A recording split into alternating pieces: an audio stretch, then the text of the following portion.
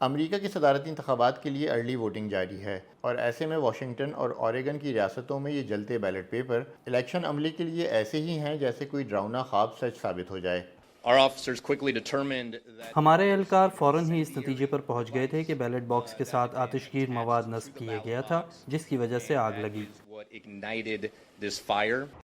حکام کا کہنا ہے کہ ایسے مزید واقعات کا امکان رد نہیں کیا جا سکتا، خاص طور پر الیکشن کے دن جب کہیں زیادہ ووٹرز اپنا حق رائے دہی استعمال کرنے نکلیں گے، لیکن ان کا پیغام یہ ہے کہ پریشانی کی کوئی بات نہیں۔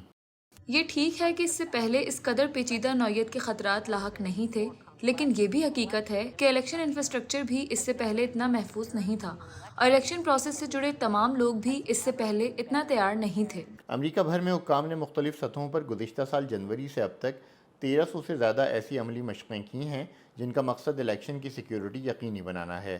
یہ ان تیاریوں کے علاوہ ہیں جو کسی بھی ناخوشگوار واقعے سے نمٹنے کے لیے کی گئی ہیں۔ ریاستی اور مقامی الیکشن عملہ ماضی میں پیش آنے والے ناخوشگوار واقعات سے سبق سیکھنے کی کوشش کر رہا ہے۔ اس طرح کی مشقیں پولیس اور پبلک سیفٹی سمیت ہر ادارے میں ہو رہی ہیں، اور میرا خیال ہے کہ اس طرح کی آگہی اور مشقوں سے بھی کسی قسم کے تشدد کا امکان کم کرنے میں مدد ملے گی۔ لیکن پھر بھی انٹیلیجنس اداروں کا کہنا ہے کہ خطرہ برقرار ہے۔ امریکی حکام خبردار کر رہے ہیں کہ الیکشن کو لاحق بیرونی خطرات کا ماخذ روس، ایران اور چین ہیں، جنہیں حکام بگ تھری کا نام دیتے ہیں۔ ان کے بقول روسی کوششوں کا مقصد ڈونلڈ ٹرمپ کو دوبارہ امریکہ کا صدر بنانا ہے۔ ایران ٹرمپ کو نقصان اور کاملا ہیرس کو فائدہ پہنچانا چاہتا ہے کیونکہ اس کی نظر میں کاملا ہیرس نسبتاً کم خطرناک ہیں۔ امریکی انٹیلیجنس اداروں کا خیال ہے کہ چین کی کوششوں کا محور کانگریس کے انتخابات ہیں۔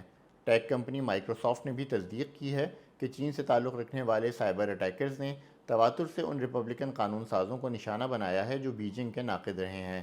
بیرون ملک سے ہونے والی بعض کوششوں کا مقصد ملک میں ابتری پھیلانا بھی ہے۔ امریکی انٹیلیجنس کے ایک ڈی کلاسیفائڈ تجزیے میں خبردار کیا گیا ہے کہ روس اور ایران دونوں الیکشن کے دوران پرتشدد کارروائیوں کو ہوا دے سکتے ہیں۔ روس، ایران اور چین تینوں ہی بارہا ان الزامات کو مسترد کر چکے ہیں، لیکن امریکی حکام کا کہنا ہے کہ ان کے پاس شواہد موجود ہیں۔ حکام کے بقول سوشل میڈیا پر حال ہی میں چلنے والی ان فیک ویڈیوز کے پیچھے روسی عناصر تھے جن میں پینسلوینیا میں پھٹے ہوئے بیلٹ پیپرز اور جارجیا میں تارکین وطن کے کئی بار ووٹ ڈالنے کے دعوے دکھائے گئے تھے۔ ان ویڈیوز نے بے چینی تو پھیلائی، لیکن یہ کہنا مشکل ہے کہ وہ لوگوں کی رائے پر کتنا اثر انداز ہوئیں۔ Successfulness, I would say, is quite small. ان کی کامیابی کا دائرہ بہت چھوٹا ہے۔ اس طرح کی ویڈیوز یا دیگر کانٹینٹ سوشل میڈیا یا ٹیلی گرام تک ہی رہا۔ Beyond social media or on Telegram. فی الحال تو الیکشن اور سیکیورٹی حکام امریکی ووٹرز پر زور دے رہے ہیں کہ وہ مس انفارمیشن اور ڈس انفارمیشن سے دور رہیں، اور انہیں یہ یقین دلانے کی کوششوں میں مصروف ہیں کہ عوام الیکشن پروسیس اور نتائج پر اعتبار کر سکتے ہیں۔ جیف سلڈن کے ساتھ حمیر بن ریاض، VOA نیوز۔